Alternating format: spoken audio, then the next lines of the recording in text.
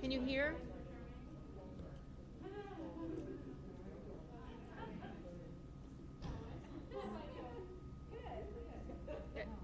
It's working now. I just got it up running. Tom just refreshed. That's what they were just telling me. It's not running. It's not working. It just worked all day. All day. I was at my computer.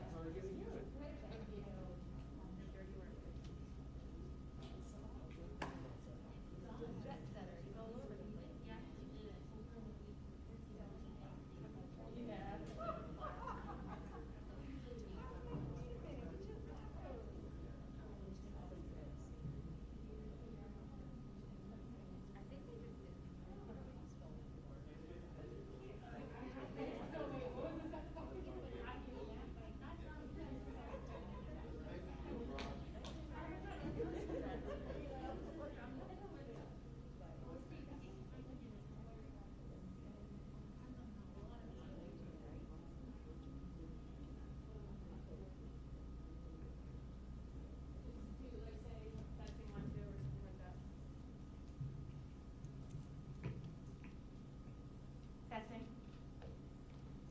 Testing, 1, 2, 3, 4. Still testing. Am I close enough?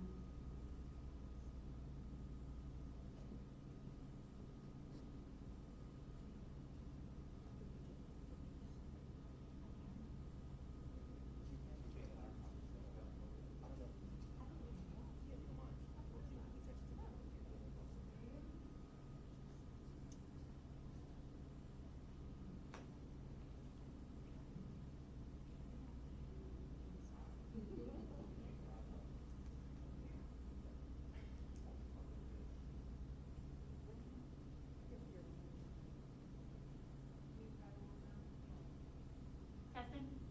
Testing, 1, 2, 3. For those of you that can't hear me, we're just trying to make all of the electronic stuff work.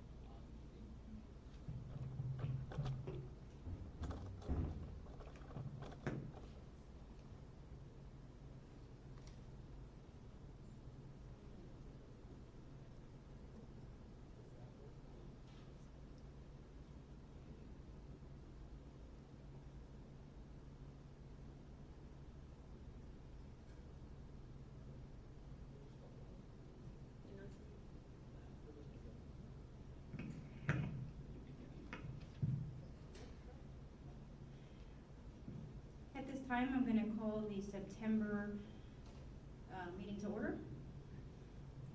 Thank you. Ms. DeGangi, can I please have a reading of the OPMA? Good evening. Pursuant to the Open Public Meetings Act, adequate public notice of this meeting has been given by the Secretary of the Mount Holly Board of Education in the following manner. Posting written notice on the official bulletin board at the Board of Education office, emailing written notice to the Burlington County Times and the Courier Post, and filing written notice with the clerk of Mount Holly Township. Thank you very much. Please stand for the Pledge of Allegiance. I pledge allegiance To the flag of the United States of America and to the republic for which it stands, one nation, under God, indivisible, with liberty and justice for all.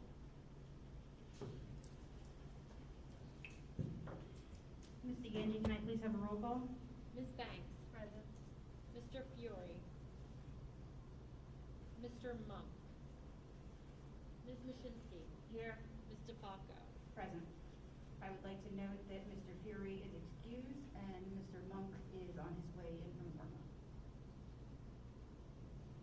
The Code of Ethics, if anybody would like to read it, is on the agenda that is posted on the website. Let's go straight to presentations. Mr. Mungo. At this time, I would like to ask Carolyn McDonald to come up to introduce one of our presenters for today, please.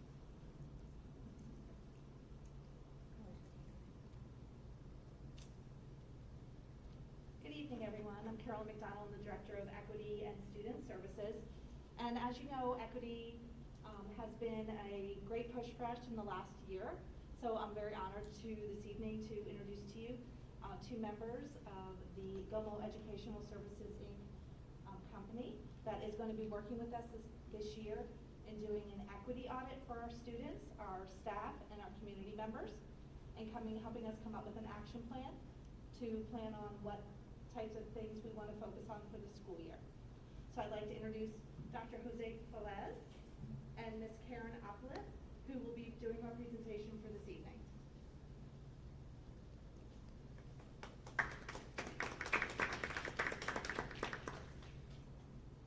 Good evening, everyone. I'm here.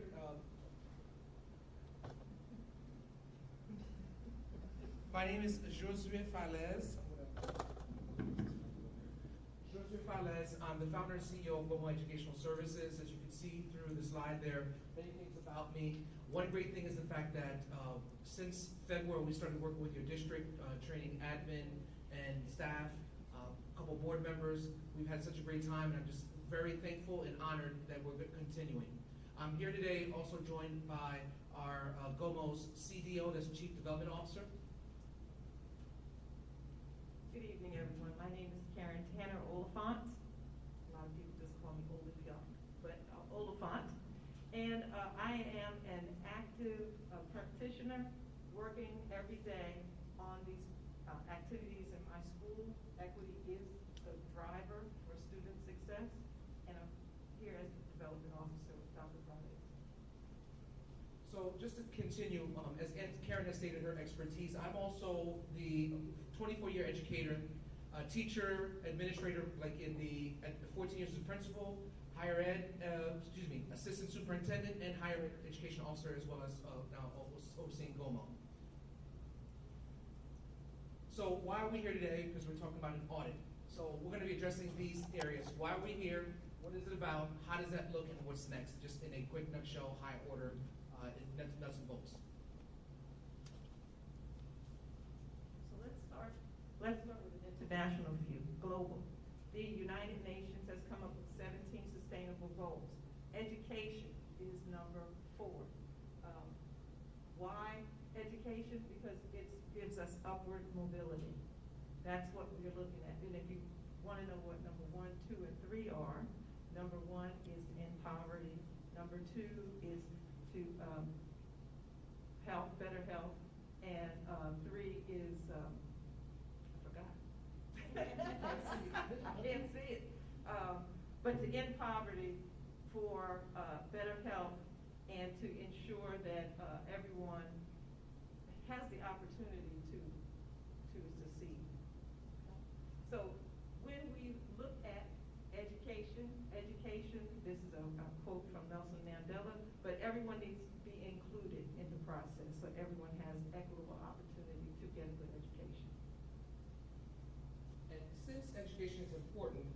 We see that also embedded within your mission, your vision, your goals, and ultimately the values, so that we're focusing on every single child succeeding, but also the staff to support them. And the thing is, how do we do that? So now this will refresh me. As we look at, this should be familiar to you, this is Maslow's triangle of hierarchy of needs. I'll take off my mask. Better, okay.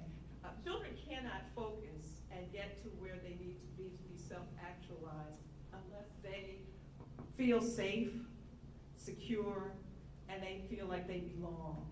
And as you know, right now, after the pandemic, we're focusing a lot on social emotional learning and inclusion and lowering the barriers to everyone being able to participate and succeed. As we are preparing the children for their future, we really have to take a look at doing things differently. The pandemic was one thing that exasperated children's learning, digital transformation, climate change, and everyone in the world is doing the same after the pandemic. So we can't be stagnant. We can't rest on our laurels. We have to do what we need to do to move our students forward. In education, a lot of times we want to reduce our children just to a test score, but are we measuring the right things? Because we're not seeing as much success as we would like to see in all of our students. So one of the ways that we hold back is tend to culture. So we've done a significant amount of work in culture so far with your district. And the question is, what exactly is that? And we're going to show you that it is not as simple in defining culture as people just think. Usually, number one, they equate culture to equity and then equate it to also race. So we're going to show you how it is just much more complex. It's values, beliefs, experiences, morals. It's so many different things that you can just not just say culture is just one thing you can pinpoint on. So we have to look at differentiation. And that differentiation, the way we will benefit from that is building relationships among most different people for diversity. When you live by your cultural norms and others don't understand them, sometimes you just feel like you don't belong. So we need to take a look at how we can be different, but also be part of a big thing and still be true to our authentic selves. And once kids can be true to their authentic selves, they can have voice and they can demonstrate their mastery of the learning in school. So we have to, as instructors and parents and kids, really, those are the learners, we have to all be aware of culture and where we come from and how we identify and what are our experiences. Because if you come to learning and you don't have the background, you have to develop the background, or you need to express what your background is so that you can add to the conversation. Sometimes it takes a lot of work in order for kids to feel comfortable. So that's up to us adults in making a connection between families and schools to allow us to share our cultural information. So the importance of culture on an individual level, on the school and district level, and on a broader system level is we have to prepare for globalization. We have to prepare for our students to be in a much different space than we are in now. You see with the climate change, you see with different types of migration, we have to be welcoming to all who are coming into our schools.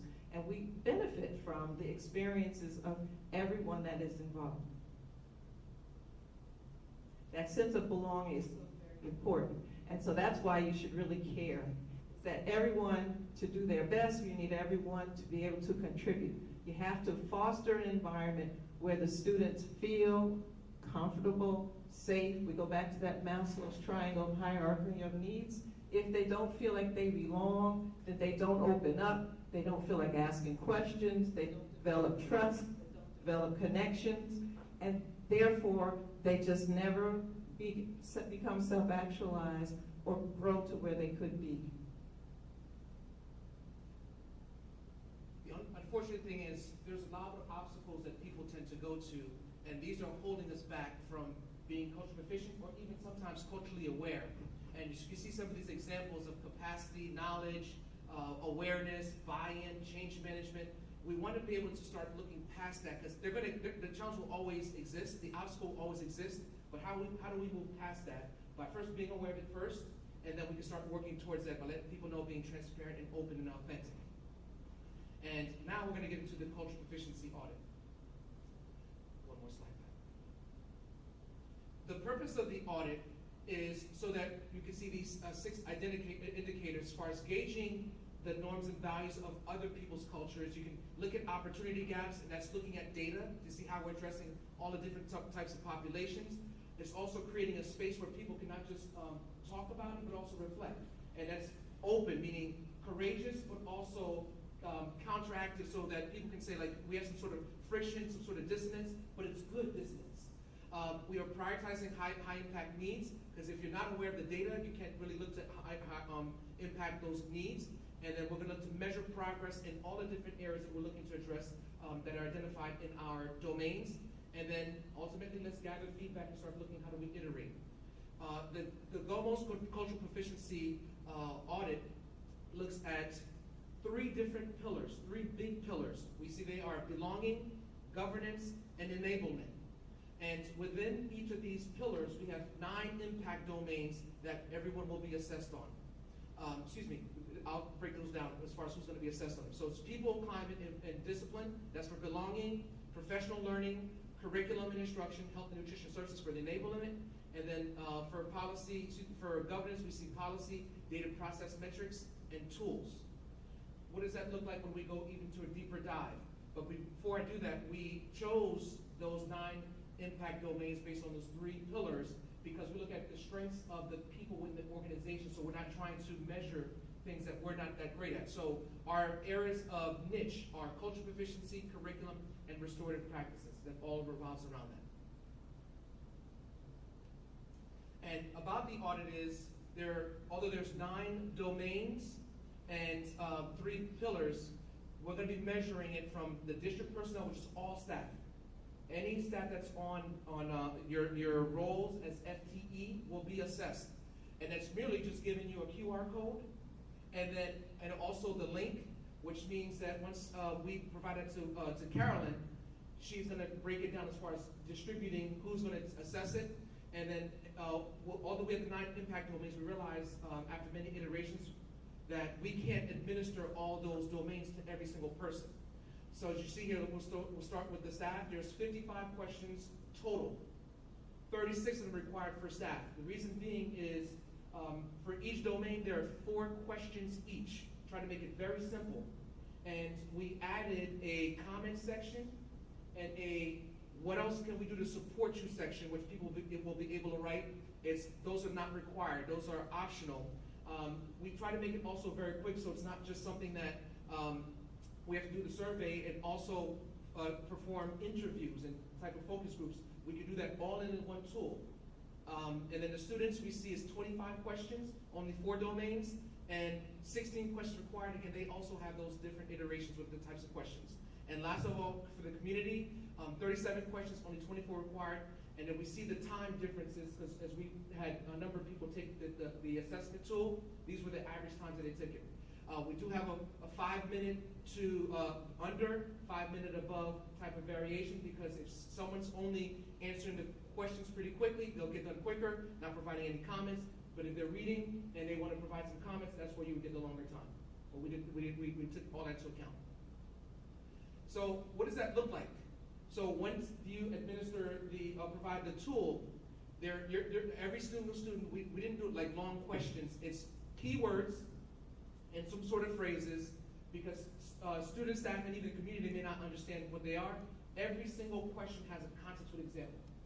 And they are differentiated. So there's a student version, there's a community version, and there's the district staff version of the assessment so that we had so many different people take it so they can let us know as far as the wording, and that's how it comes out. So the reason why it's going to be quick for every person to kind of answer is literally strongly agree, disagree, agree, or strongly agree. And they look at an example. Now, why we did that is so that people can see, when we look at those non-impact domains, that over time, when we're looking to be culturally proficient, we have to be able to address human needs where we're at. When we did the cultural proficiency assessment with the training with your staff and the admin,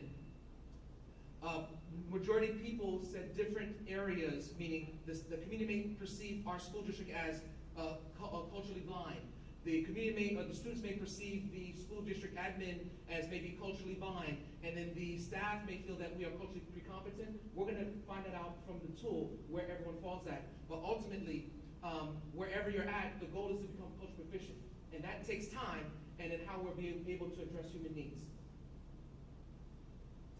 So the framework looks like 10 steps that we have provided you, where starting from Rob speaking with me as far as we need to get an audit, and Carolyn coming to tell me, all the way to the end where we're going to be looking to do, after the assessment, success reviews. We did a number of backwards design through other equity audit tools and seeing many different things. One thing that we're doing differently is we're going to be providing you 3 success reviews. So it's like after the month, having a 1-hour session to find out, based on after the training, what are you doing and how are you doing and how are you holding people accountable for that? And we're going to do it 3 times before the year ends to be able to help increase that. So that's what business calls stakeholder engagement. And our final report that we're going to be distributing to you all about December, I think December 3rd, we'll be having that to you all. It's going to be comprised or composed of 5 different areas where you see here these executive summary, report doubts analysis, the recommendations, change management, which was one of those obstacles, and obviously next steps that we're going to be providing you beyond that. And then when we issue this report, it's not all about what's GOMO going to do. It's what is the school system's going to do. It's what is the students and community going to do. So we've delineated the roles of what people are going to be responsible for, so that we're all on the same page moving forward from the start. And then final thoughts and next steps. So one thing with you all, we actually created a 1-pager for you to help you out. There's 3 versions of it to spread the word, to start to help the campaign about the audit. Because if people do not know about the audit, then we have less people performing it. Then we see there's a certain percentage that we need, not just within the staff, but also the students in the community, so we can find that the data that we're going to receive is valid and reliable. So what we're going to request is that you all do, perform like weekly announcements, maybe some sort of strategic plan to see elementary, middle, how that's going to happen. Get a thermometer. We're going to be letting you know how many people have responded, so we can continue to increase over, because it's going to be administered over 2 weeks. We have maybe 10 for the students, 50 for the staff, and 100 for the community. How can we start increasing and look at the numbers that are there? So we're going to be helping you with that, and then obviously let's get the students involved. Maybe create a video, something for our students, letting the community know we're giving an audit. We want to find out how great we are. We want to be able to support it, and something real quick like a little commercial. And then, as I said before, the audit is going to take over 2 weeks. So October 4th, we're going to administer as of Monday, all the way to Monday, October 18th. That will be open for people. Then once we get it back, that's when we start doing our part, start disaggregating the data, so we can create a great final report to you. And then we'll look to train the equity team for the district. So before I say thank you, I would like to open the floor for any questions about. Dr. Valdez, could you explain about the October 6th when you're going to be in district for That's both correct. the students and the adults, please? That is correct. So initially we had planned 3 hours in the morning, 3 hours in the afternoon to be able to offer people guidance, support. Because initially I was actually going to do it in 3 different languages, and there's many different iterations. So we were only able to get it in English, but that's something now we got it tight. We believe we can now start getting in different languages moving forward. But I'm going to be on site on October 6th, 11 to 2, and then 4 to 7 for guidance and assistance. And Carolyn will work where I'm going to be at to maybe even do this presentation again. We actually have an hour version presentation that goes deeper into a lot of different things that we were basically preparing to do, so that anyone who has questions. Now, one thing, as we did even more research, is once people start taking the assessment, we should not disturb them because now it decreases or it interrupts the validity. So what they can do is ask certain questions. Maybe I'm thinking, and I didn't get a chance to speak to Carolyn before, present for the hour, be open to questions, and then people can take it afterwards. But it's going to be streamed, presented for students and for staff and the community during the 3 hours in the morning and 3 hours in the afternoon and evening for for everyone in Mount Holly. Thank you for the great question. Any other questions? Sure. I see this presentation, I've seen a lot of presentations in my time on school board, and I see a lot of phrases. How are we going to measure, where we are today compared to where we are 2 years from now or 4 years from now, in a way that we can say, yes, we've done this, this, and this?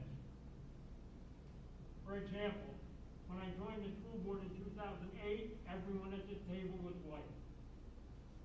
7 of us were white men. Obviously, we can measure the change. All of our administrators were white men except for Mrs. McDonald. We can measure the improvement we've made in 13 years. How do we do that with equity in a whole school district?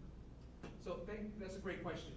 Number one is people have this misconception about what equity is, and some don't even know what equity is. What we've done is taken the angle of focusing on cultural competency by addressing all the different isms, religionism, ageism, sexism, genderism, all these different isms, and seeing how we've been oppressing the different isms. And when people feel much more comfortable, much more aware, and much more empowered, and the voice aren't silenced, that's one way of measuring. Additionally, we've created the tool to look at different components, the domains, those impact domains. We don't know how individuals in your system feel about it. So one of the domains we have is called honoring diverse backgrounds. We're going to get students, staff, and that's one of the categories, but people. People may feel that you don't honor their backgrounds. That's one of the actual questions under the people domain. How do we know that we're making an impact? Because we're going to see the perception of the students, the staff, and the community. Have you ever measured that before? If you see that people, once we get the results, that maybe the students feel that the diverse backgrounds aren't being honored, now it's like, let's create a plan to start looking how do we do that as a district. And now you can measure. Because we can re-administer another assessment, a survey, to be able to determine that. But even more so, if you have climate surveys that already exist in your district, each time based on the results, the results are going to change. You may start creating even new programs because of what you see on the results. That's how you can measure it. I just want to say that that's the question that the world asks all the time, and thank you for asking it, and you answered it perfectly, and I'm just so super excited right now. Thank you so much. Anybody else have any questions? I was hoping for more. Oh, we just want to get going. All right, I'm ready. Thank you so much. Thank you so much.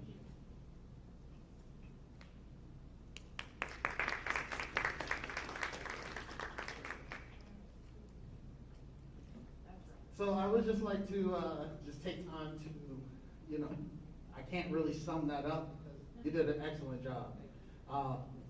So I just want to tell you how excited we are as a school district to embark on this, because this is something that always, it ends up on the back burner for school districts because we're worried about the reading, writing, and arithmetic all of the time. But this is about culture, and this is about developing a legacy that when we're gone, we still have developed this culture of understanding.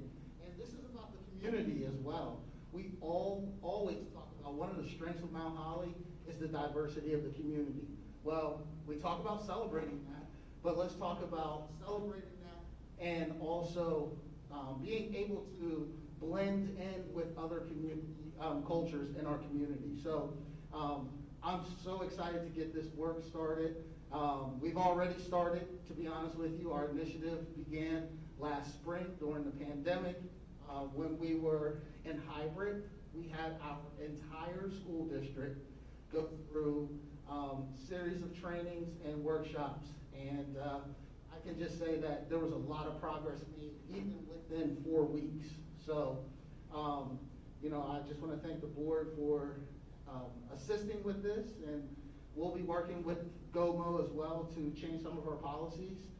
That's one of our board goals that you'll see later on. So there's a lot of great work ahead. So thank you very much.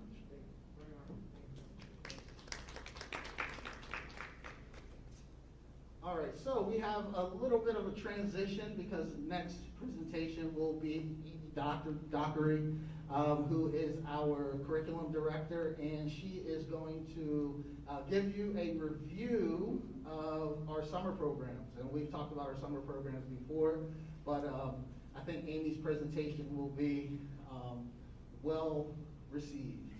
I do have to make one other note. There was a mistake with the link that went out tonight, and I know some people have been letting me know that, so anybody that's listening on the Google link, please wait for a message from my secretary, Karen Fishman. She'll send out a message with the new link, okay? Thank you.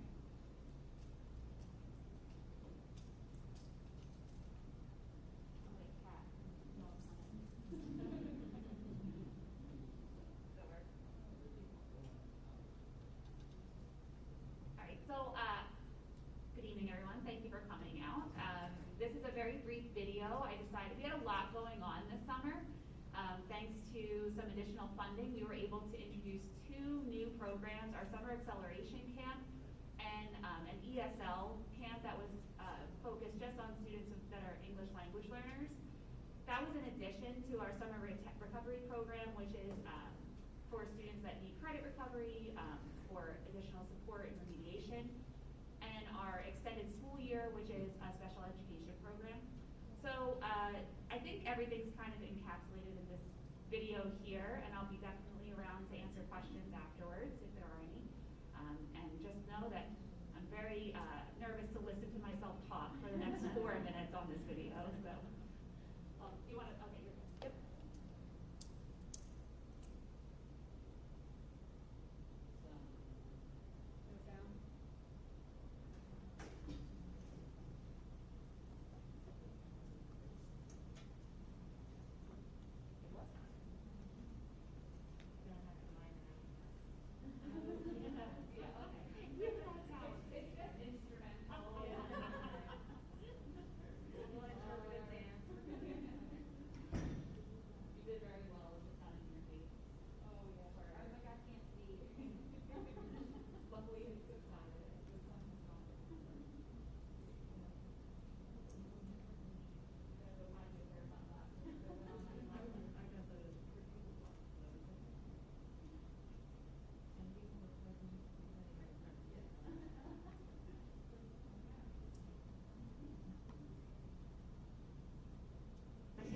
Look of the Mount Holly Township School District Summer Programming.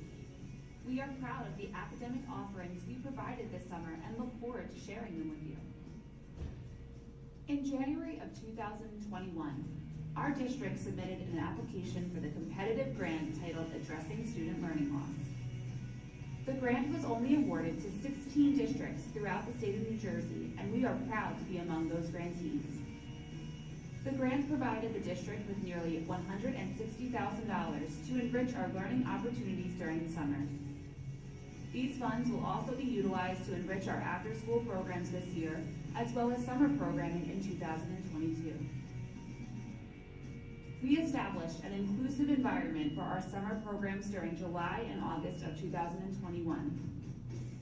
In addition to our traditional special education extended school year and district summer programs that support students in need of academic remediation or credit recovery, we were able to introduce 2 new summer programs: the Summer Acceleration Camp for grades pre-K through 8 and our ESL Camp for English language learners. Over 200 students participated in programs throughout the summer as we experienced many firsts, including welcoming preschoolers and kindergartners to our summer learning experiences, as well as expanding to 6 weeks of learning from the usual 4 weeks.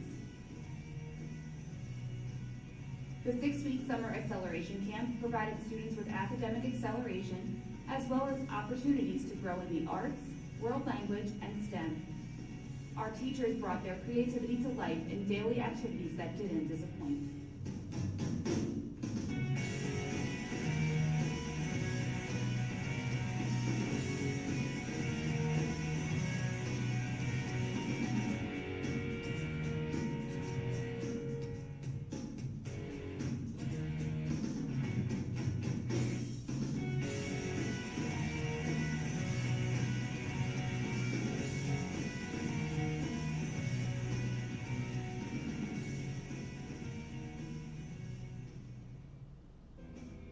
The ESL, or English as a Second Language Camp, was taught by our ESL teachers who were able to provide services over a course of 3 weeks. Students enjoyed expanding their English language and vocabulary skills through interactive projects in STEM, cooking, the arts, and much more.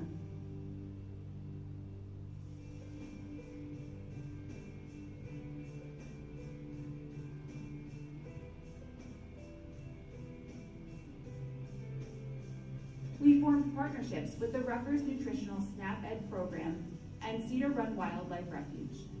Our students enjoyed their hands-on visits and learning from real-world experiences provided through these partnerships.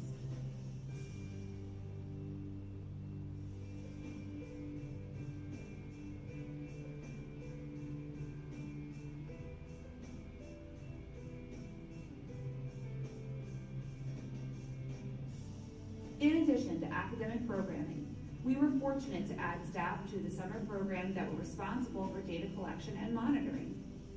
The addition of a multi-tiered systems of support coordinator ensured that progress notes were maintained and utilized for improving student outcomes. Here in Mount Holly, we cultivate the capacity for lifelong learning, the creativity for innovation, and the curiosity for exploration. We are proud that our summer programs embody our mission statement and will continue to look for ways to provide these opportunities for our student body. It was an epic summer. Thank you to our Board of Education, district staff, students, and families for coming together and making our summer programs a success. We look forward to our students' continued growth through expanded opportunities for academic acceleration.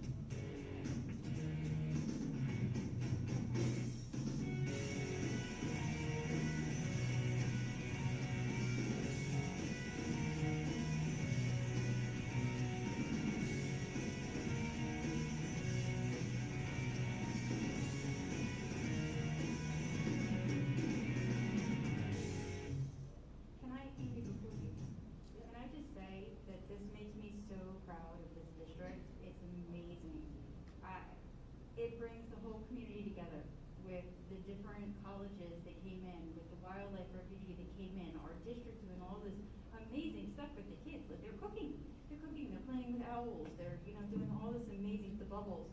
Every kid loves bubbles. I'm just so proud. Thank you so much. Yeah, thank you. It was an easy video to make because I was smiling the entire time. My cheeks actually hurt because just seeing the joy and the enrichment that was taking place was really cool. So, you probably noticed that the class sizes were pretty small. We did that deliberately and intentionally this year, and we're hoping that next summer we can really start with, now that we're kind of back into the swing of things with larger class sizes, just open this up to more students. So we're looking forward to that too.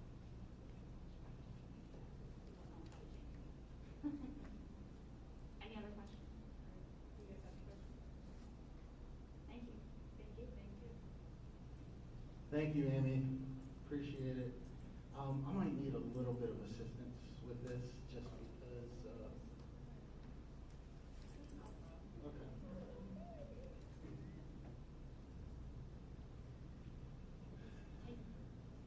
okay, well, you had 2 fine presentations. Now it's my turn. I have to talk to you today about our action plan, okay? There's a lot of words on here, so I'm going to try to encapsulate the essence of this plan. how we got there, and how we will measure progress, and basically our major goals will come following this part of the presentation, because then we'll talk about board goals and as well as superintendent and district goals, okay? So this is how we got to EPIC Action Plan. We started off with a series of activities that that involved our administrative team, and we just went through a set of problems. Like, what are the problems that we see in our school district? So once we started and identified some of the problems, then we started to identify possible solutions. And then we got our faculty involved. So then we sent out some surveys and asked for some input on what solutions they thought that they had to solve some of these problems. So over a course of a few months, we took some information. We got all of this information onto different sheets, and we just, as an admin team, talked about what is feasible, what can we do, what are the priority standards, areas that we need to address. So throughout that process, we then came up with the objectives on the side. I just want to talk about some of the points of this action plan. Some of them are action items are complete, and some of them we still have a long road ahead of us. But the three major areas, first one is ELA improvement, so language arts, math improvement, and climate improvement, okay? So you see the first objective, the problem will be eliminated by implementing a phonics program. Well, the problem is that approximately 30% of our students are at least 2 grade levels below in reading. And that's based on an iReady diagnostic that we present to our students. So we know that through the pandemic, our students were either all remote or hybrid. We know that instruction was not interrupted, but it may not have been as robust as it normally has been in the past. So we have a lot of makeup to do. And right now we're in the process of trying to analyze that as well. So we're collecting data as we speak. So when you look at one of the things that we felt that would help our reading scores and our students in the area of reading, we've never had a phonics program. Well, we've had a phonics program, but it was a long time ago. So in our current curriculum, we didn't have a phonics component. So we decided to add that to our action plan. And there you have steps of different ways that we are going to implement the phonics program. Yvonne, if you can just click on that data analysis discussion, please. The blue. Yeah, that mouse is a little weird.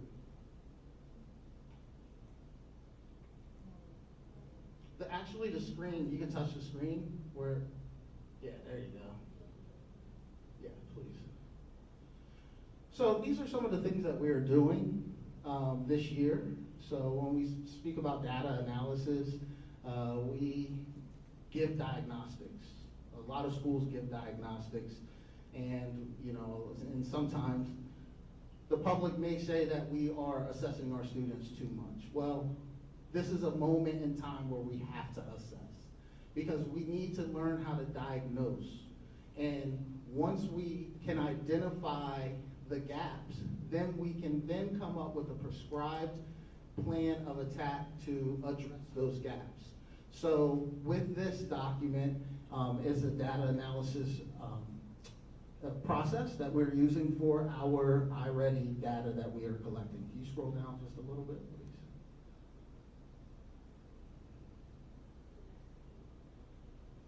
Yeah, just to page 2. So just real quick, this is a process that will take place after testing takes place, and teachers will be able to work with their team to just go over the data, and we can guide them through questions that we have on there, so you can pull out those standards in those areas that kids are struggling in.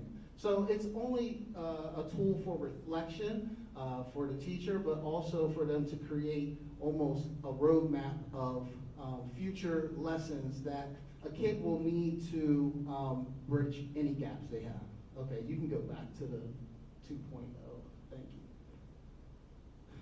So another area that we talked about when we did our survey, one of the challenges that we were seeing when we got feedback from teachers was that they didn't have enough time in some of their instructional periods. So not only did we, in some cases, extend the schedule, but we also created a framework for their day.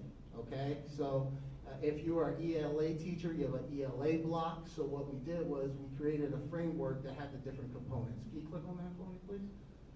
And we did this for math and we did it for ELA. So these are now called articulation guides. So this is our Mount Holly stamp. What we're trying to do is standardize greatness. We have a lot of highly effective teachers in our school district. Not all the time in a school can a teacher be able to go observe another teacher. So what we're doing is standardizing best practices here in this articulation guide. Can you scroll down, please?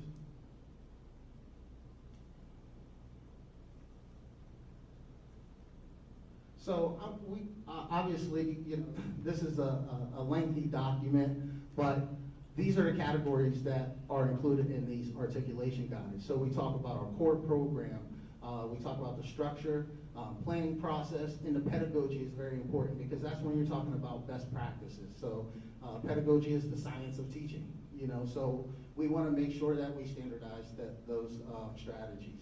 MTSS is very important. So MTSS, multiple tiers of support.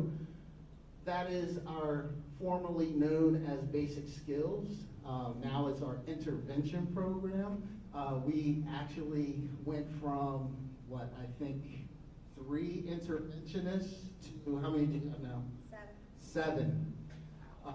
And that is going to be a big boost for our school district. But it's important to know that there's different levels. So there's a tier 1, there's a tier 2, and a tier 3. So tier 1 is our foundation curriculum. Tier 2 would be the second tier, which needs a little bit more help and a little bit more resources. And then tier 3, they need even more support and more resources.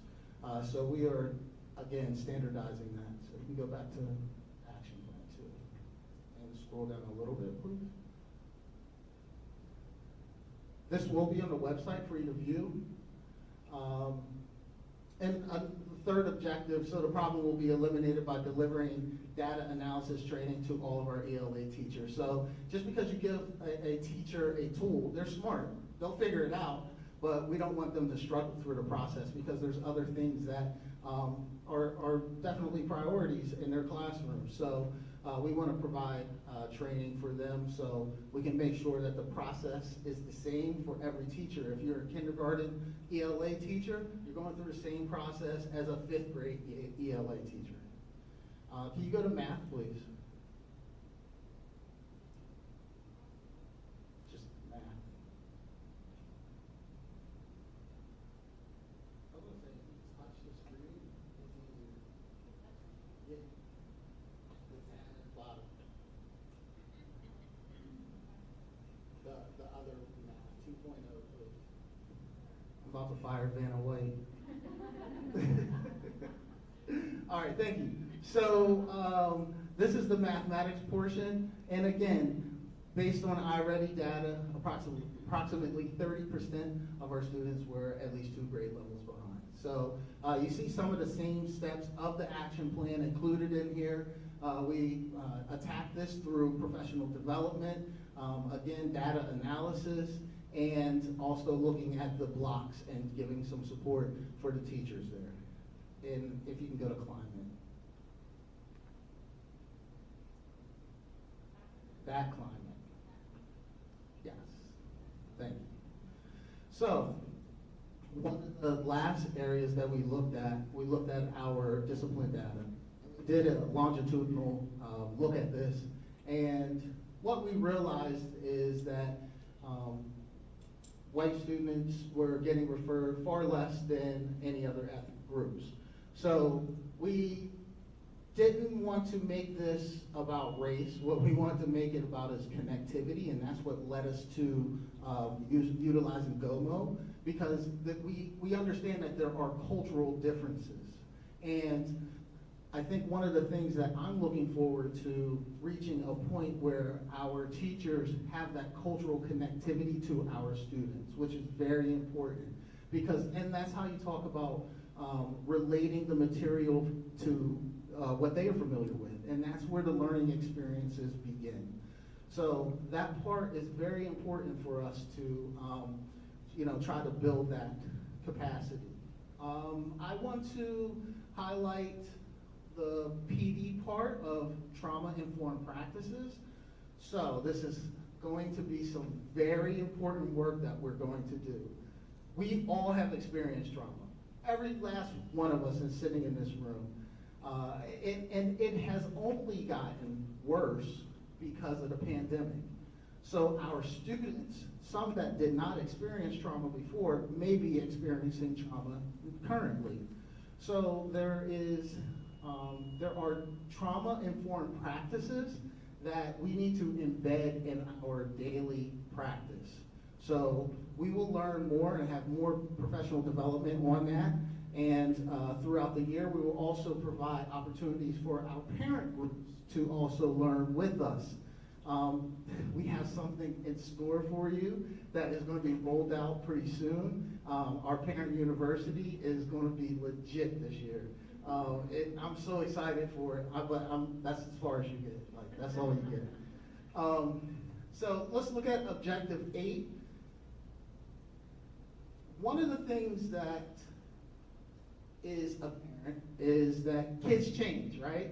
So there's progress that's made. You know, we all change over time.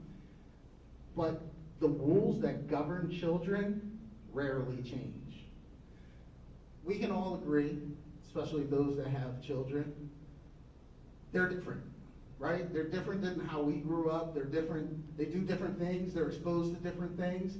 So we have to take a look at the governance of students and how they have progressed. We need to progress with our way of handling certain situations. So part of our journey this year will be to look at our student code of conduct and give a hard look at that, and to also, when we talk about some of the policies that we're going to look into as a board and change some of those, we're also looking into changing our student code of conduct so we can embed some more of the restorative practices. Restorative practices, for those people that may not be aware, that's basically, you know, a learning experience. Now, it doesn't mean that if a student is, you know, in a fight, doesn't mean that they don't have consequences, but how do you turn that situation into a learning experience where it doesn't happen again? You know, because the alternative to restorative is punitive. And sometimes you get punished so much and so often that you begin to become numb. So what we want to do is we want to prevent that, and we want to be able to set up a structure where students are reflecting and learning from these situations. And can you go to Objective 10 for me, please? Oh, that was it. All right. Okay, so again, there's a lot to unpack in this. You know, restorative practice, trauma-informed, there's a lot of things. I could talk about this for days.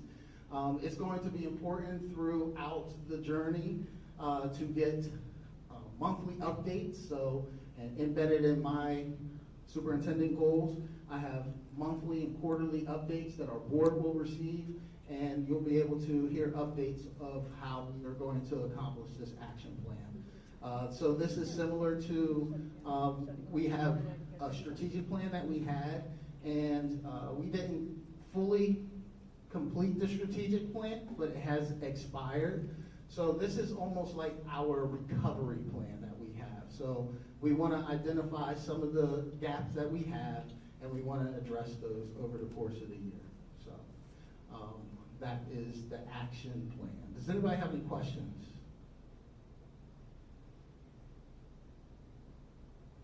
Anyone from the board have any questions? Okay, all right. Okay, now I want to share with you superintendent and district goals.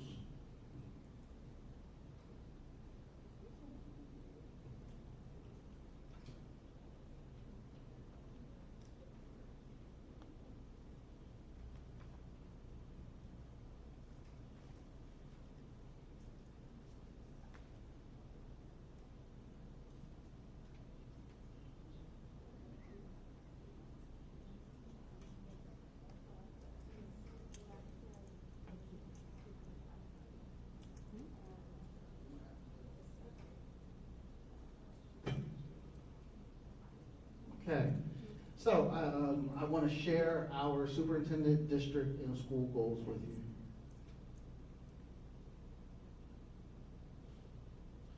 Again, our mission, we cultivate the capacity of lifelong learning, the creativity for innovation, and the curiosity for exploration. Our vision, every student will have an excellent educational experience. So here are my superintendent goals. So I want to make sure that this action plan is followed. I want to make sure that this action plan is effective. So I want to facilitate in the implementation of objectives 1 through 6 of the EPIC action plan. And those are the action steps that I will take. So again, quad charts will be something that you will see as a board, and those quad charts will be totally about data and reporting out. So you know where we are as a school district based on our action plan and our progress. Also monthly reporting for the public, so you can hear where we are in our progress, and provide quarterly progress for the board, which will be more extensive reporting, so we can dive deeper. Next one, please. These are the objectives for number 6, or 1 through 6, and those are all the ELA and math goals that we have, objectives that we have. If you were tuning into last month's meeting, we talked a lot about wellness, and this was a goal that, quite honestly, we knew was important, but it wasn't on the agenda at the beginning. But after thinking more about it, we decided that we are going to focus on wellness because it's going to be important for our students as well as our staff. So a part of this, I think this might end up being my most passionate goal as time goes on, because I have so many people that I can count on with the academics. I know we have great teachers, great directors that are going to guide the academics. This right here, I'm really anxious to sink my teeth into. So I'm really excited about this, and I have a lot of ideas going into this goal. You can go to the next. Okay. So we know we have an equity plan. Dr. Velez talked about that today. Well, he talked about some key points, and this is the action plan. The equity action plan will only go as far as we support it, and we know that it's a priority in our district. So we don't want to just rely on an outside company to guide us through this process without us actually making it Mount Holly and making it for our community. So it's important for us to establish some areas as a school district where we can have some vital input and make sure that we are effectively implementing the strategies that GOMO is supporting us with. Okay, so those were my goals. Now we're going to talk about the district and school goals. It's simple. We have lofty goals. 80% of our students, K to 1, 2 to 4, 5 to 8, ELA and math. That's where we want them to be. We want 80% of our students to be on grade level, okay? And that is based on our ready diagnostic system that we have. So we have a lot of work to do. Next slide, please. Here's just an example of where we are currently. So if you, obviously you can see the raw data, where we are. This would be, can you go back to the previous slide, please? You gotta press up.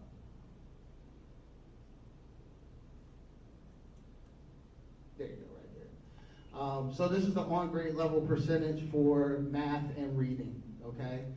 As you can see, our kindergarten students are almost at 80% with the reading level, and they are around 65% for the math level. But as you can see, the other numbers are half of that. So again, we have a lot of work to do. And I don't think anyone in our district is going to shy away from this goal. We all know that we're going to do it together.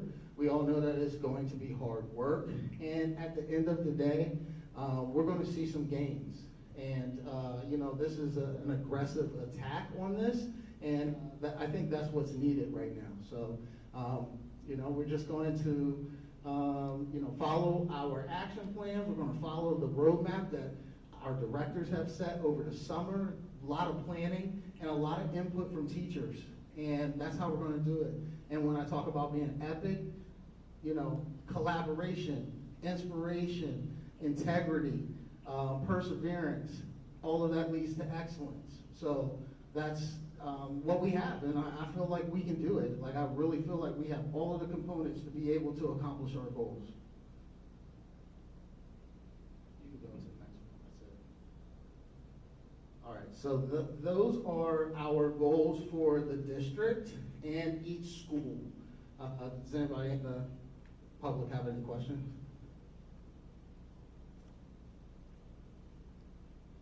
Anyone on the board with any questions? Okay. It So, should be pointed out to the crowd that we had a lengthy discussion on this very same subject last week.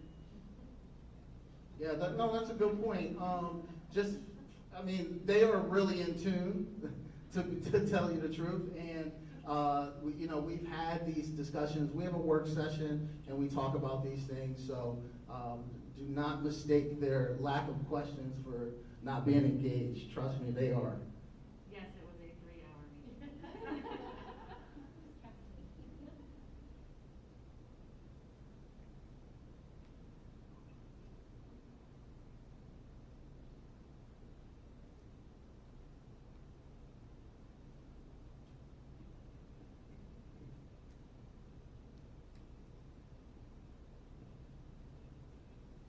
All right, I promise this is the last presentation. So not only do the school and district have goals, but the Board of Ed has goals. We're not just sitting here saying yes, we are very involved. Okay, so our first goal is our direct and community outreach. The goal is the board is going to have a closer connection with the Mount Holly community. The reason for this is to gather the community's climate. It'll help us steer our district in a direction that is favored by all in order to achieve one district, one community. Our action items are to send out surveys to the community to get that information about the climate. We're also going to do what we did 2 years ago, where we had coffee with a board member, where we will have 2 board members at a to-be-announced location on dates. I think we're doing November, January, March, and May. So you'll have 4 opportunities to come. You can come to the meeting, share your thoughts on the district, any concerns you might have. If we can get answers for you, we are there for the community, and that's the point. We want to get to know the community better. We're also, after we get all the surveys back and we have all of our coffee with the board members, we're going to figure out what the best workshop for the community would be. And we're gonna have one at the end of this year, and we would like that to be a board goal for next year to have more community workshops. Can I have the next slide, please? Goal number 2, a license on equity. This is huge for everyone in the district, so it's huge for us too. Can you go to the next one? So with the first one, we have GOMO helping us look at the policies to see which ones need to be rewritten, reworded, reworked. We're also going to use the work session in, actually we decided, we don't know when the survey's gonna be done, so as soon as the survey's done, we are going to work at our work sessions that have a tendency to be multiple hours long to work on those policies and see how best to change them. And then the next is to just approve it. Thank you. Goal number 3 is professional development. We would like to do the best job that we can, and there is professional development out there for us, so we are going to work on that. Next slide, please. Thank you. We're going to create a professional development framework so that we can see what we would all like to learn best about, what we need to know more about. We will then approve said framework and start working on it. Any questions? Board, you created them. Thank you, everyone. One thing I just want to point out is that we strategically linked our goals. So we're all working together and we have a common ground. That's very important. You might hear me say this word a million times until the end of the school year, synergy. So what we're trying to do is create that synergy between the board, superintendent, administration, faculty, staff, and the community. All right, that's our entire point when we talk about a school community, and that's what we're trying to build here. So thank you very much for your attentiveness. I know there were a lot of presentations tonight, but the work must be done. Thank you. Thank you. At this time, I'm going to open the floor for public comment on agenda items only. Does anybody out there have anything on the agenda they would like to talk about? No? Okay, moving on. Can I please have a motion to approve the minutes? I'll motion. Thank you. And a roll call, please. Ms. Banks? Yes. Mr. Monk? Yes. Ms. Mashinsky? Yes. Ms. DeFalco? Yes. Thanks. Okay, again, I'm going to apologize in advance for this one, but it was a very busy month. So, committee reports. The board workshop, which was last week, the board received updates on curriculum, special education, and equity in our district. The highlights. The updates to the curriculum standards brought down to us from the state will not be implemented until next school year. We will be making sure that this curriculum is done in the most tasteful way possible, and we will be discussing it with the community when the time comes closer. For this year, the main changes are in our EPIC action plan, with a phonics section being highlighted and a focus on standards-based learning. We have a lot of catching up to do in that area.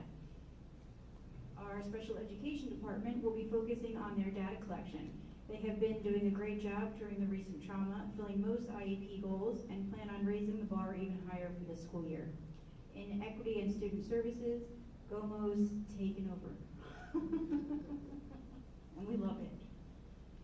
Personally, I had my legislative committee, where one member of every legislative district in New Jersey meets virtually with different senators or congressmen or whoever we can get to come meet with us. So this time we met with Deborah, I'm going to say her name wrong, Carnavaca. She's the governor's deputy chief staff for outreach. The highlights from that conversation were we discussed the flooded schools due to Ida, the hurricane, the lack of bus drivers statewide, which has touched this district with our sports, and vaccination and mask requirements. We also talked about the governor's office does not want to see an end in the children having to wear masks. Sorry, he does not see, I'm sure he wants to see, an end in the children wearing masks in school. And as the TVs and the news are putting critical race theory, which is not really what it is, we will not be putting that in our curriculums in New Jersey. These are her words. We already have a really great, it's the best in the country curriculum. We already address a lot of these situations. The last thing from her is the state is also doing everything that they can to make sure that we do not go back to virtual learning. We found that it does not work very good for the kids, so we're really trying to avoid it. The updates for legislative overall. The school funding formula is on track and should be completely funded by 2025, which is fantastic because we were underfunded. The state is also giving out an extra $125 million on top of the $400 million that they already give to special ed. So they approved extra money for special ed, so that's fantastic. One of the bills of note that we discussed was that civics instruction, Laura's Wooten's law, I know we've talked about this before, Laura Wooten's law, which requires civics instruction in middle school, and that's a law that's coming up, it's a bill. Our next meeting is about the advocacy plan for next year, what we want to advocate for, so I'm sure we can talk about that at our next workshop. All right, DEAC, the District Evaluation Advisory Committee. Teachers are getting a review of professional development on our evaluation system with best practices on how to use the system and as well as clarifying on things that they're looking to see in the evaluation tool. Committee is looking to improve its evaluation systems within our special groups, and this will be an ongoing process.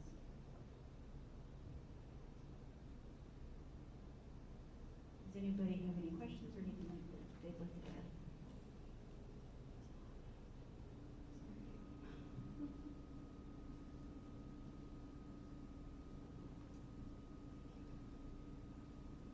Okay, Mr. Mungo, do we have any communications? Yes, so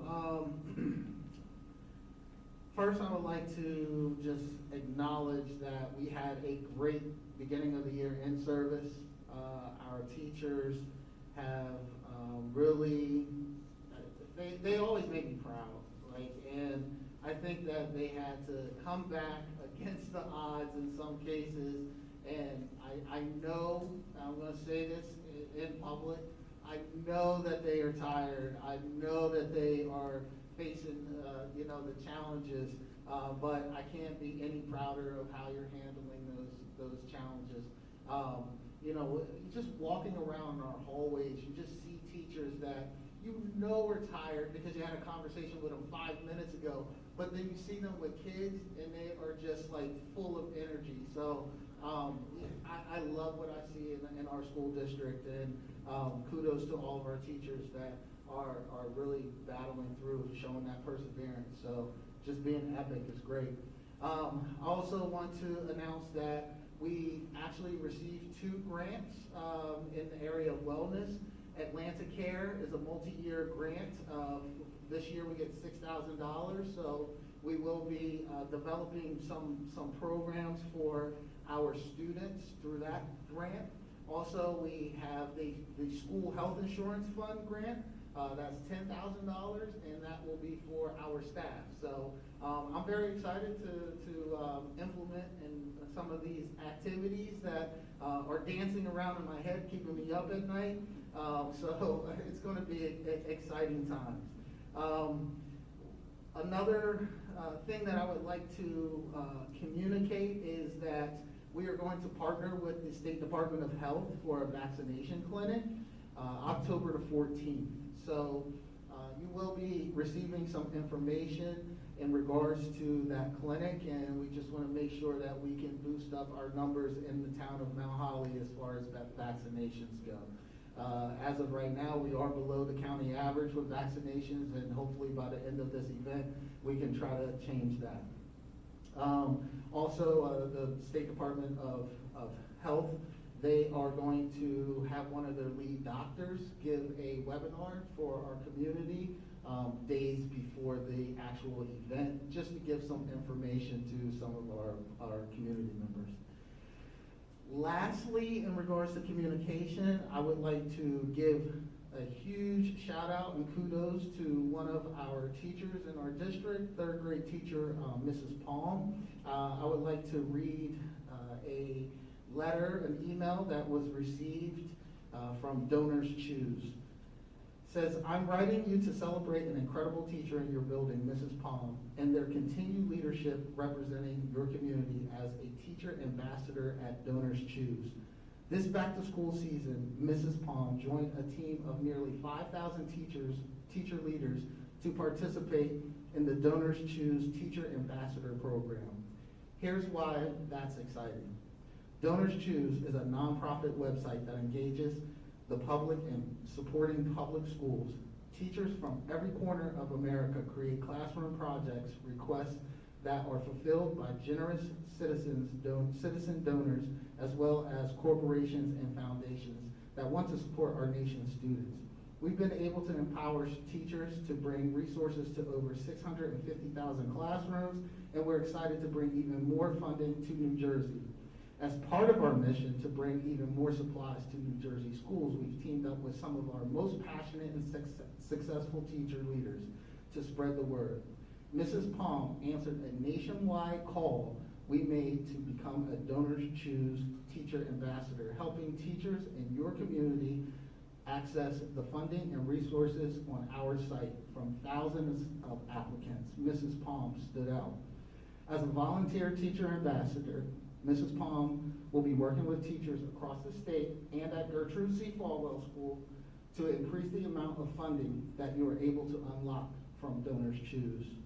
The work of teacher ambassadors is above and beyond their classroom duties and shows their commitment to public education, their school pride, and their unwavering belief in the potential of all students. On average, a school with a Donors Choose teacher leader raises almost $5,000 in additional resources every year. We're excited to have Mrs. Palm leading the charge. So I felt like that was something that everyone needed to hear. We have a lot of fabulous teachers in our district, and a lot of them use Donors Choose, but just wanted to raise the level of awareness that Mrs. Palm has done for our school district. That concludes my communication. Can I interrupt? It's on a delay here, but we have a question from someone that's online to clarify that if the vaccines are in general or just for COVID, the vaccine drive that you were doing. Okay, I'm gonna answer that during, well, I'll have Rob answer that during public comment because it's not. I'm sorry. No, you're totally fine, thank you, Okay. I appreciate that. Thank you for reading that, Rob. Board President report, I went to the county meeting, it was virtual for me. And the big thing is that need to ask the board if they could please finish the board self-evaluation if they haven't yet, and also, Ms. DeGandy, if you could look into what mandatory training everyone needs for this year, so we can make sure that we're on top of that. Mr. Michael. Before I move on to superintendent's report, I would like to ask everyone to acknowledge the fact that Mrs. DeFalco, President, received an honor the other day. Can you tell everyone what the honor was, please? Yes, I received the Master Board Member Award. It's some ridiculous amount of professional development for a board member as well as a test, and you have to have gone to multiple county meetings as well as legislative committee meetings and state meetings. So I think she deserves a round of applause. I will remind you that these board members are volunteers, that no one's getting paid, and for someone to spend extra hours to hone their skills in this arena we call Board of Education, I think that that's something to celebrate. So congratulations for that honor. We have a master board member. Nice. All right. Okay. Bring your plaque. You should wear it like a necklace. All right. So superintendent report. Real quick. Every month I'm going to give you monthly updates with our COVID numbers. Okay. So obviously when we came back, we had students that were all in person. So obviously our COVID numbers were going to increase So as of right now, as we sit, there were 76 quarantines in our school district from the beginning of the school year, 34 student quarantines at Brainerd, 14 student quarantines at Falwell, and 25 student quarantines at Holbein. There's been one staff quarantine at each one of the buildings. In regards to positives, we've had a total of 22, that is students and staff combined. So we've had 3 positives at Brainerd, 4 positives at Falwell, 13 positives at Holbein, and we've had 2 staff members that were positive. So there's your COVID update for this month.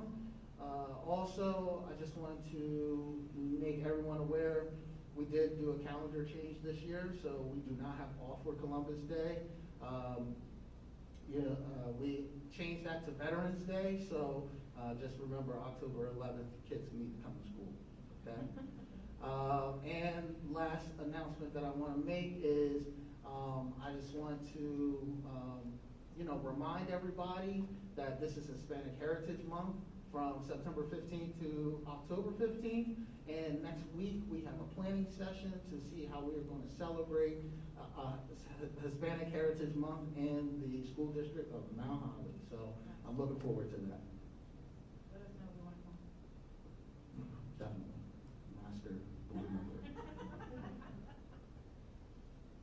Okay, Mrs. DeGangi, before I hand the mic over to you, I just want to point out that through our refunding of bonds, you just saved the district, you and your GM, $186,000, and just thank you. Thank you. Thanks for your support. Everything went well. We went to market this morning, and I emailed the board as soon as we found out we're supposed to close October 3rd. So, great news. Okay, thank you very much. Anything else you would like to share with us today? No, good. Thank you. Excellent. Sorry, I have to keep flipping from screen to screen.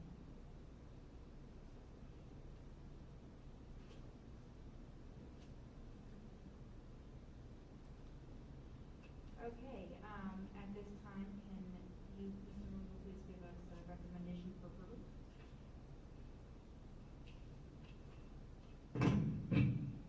Yes, I would like to recommend approval for PNO 1 through PNO 6, ISSO 1, OPO 1 through OPO 5, BAO 1 to BA 20, and the addendum items are included in those.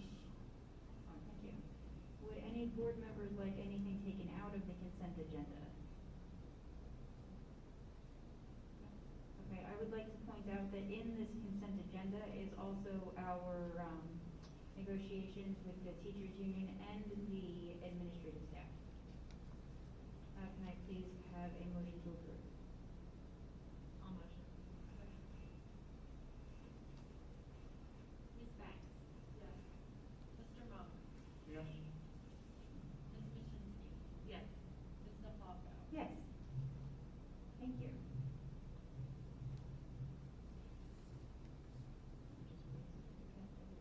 All right, at this time, do we have any old business? Mrs. Banks, do we have old business? Mr. Monk?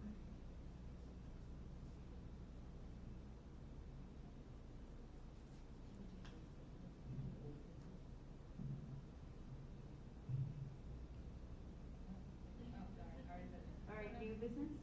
No. No new business. Yes, we did. Okay, at this time, I will open the floor for all comments on anything, and let's start with Ms. Aswell. We had Maria Bronskill asked, says vaccines in general or for COVID vaccine for the clinics? It is a COVID vaccine clinic.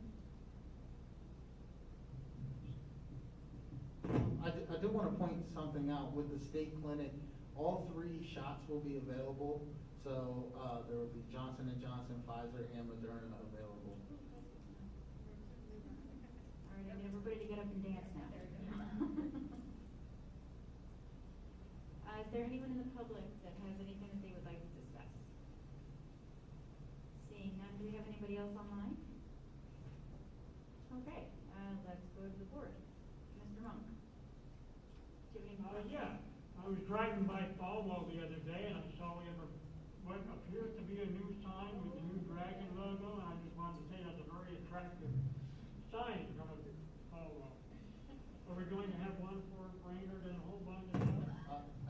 That is the plan. We're going to make sure that all schools feel the love with that. We're still waiting for some programming, so that sign will be able to be programmed to have a scrolling message at the bottom. So before we know it, within the next week, that should be up and running. I give you a thumbs up on that sign. Thank you very much. Pat Mrs. Ganji on the back for that one. It was his idea, I just helped. Certainly. Ms. Spence. I just want to comment really on all of the work, even through the summertime, the startup of the school year. You can't even tell from the presentations that we're going through a pandemic or have been pre-pandemic, right?